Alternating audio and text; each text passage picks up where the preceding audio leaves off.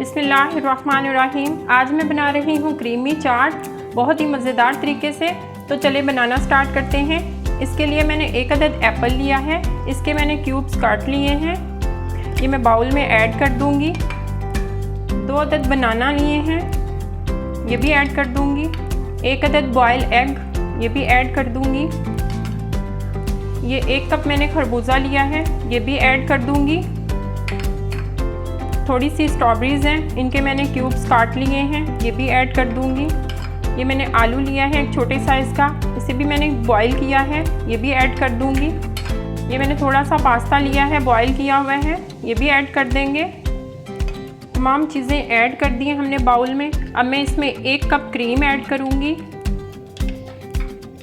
ये मैंने 2 tablespoon mayonnaise लिया है, 1 टेबलस्पून चिकन स्प्रेड लिया है, इसको भी मैं ऐड कर दूंगी। ये मैंने 2 टेबलस्पून शुगर लिया है, ½ टीस्पून नमक है, 1 टीस्पून काली मिर्च पाउडर है, ये भी मैं इसमें ऐड कर दूंगी।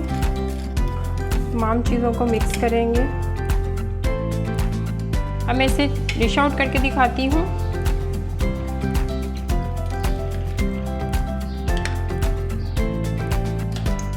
अगर आपको मेरी रेसिपी अच्छी लगे तो मुझे कमेंट में ज़रूर बताएं। मिलते हैं नई रेसिपी के साथ। अल्लाह हाफिज़।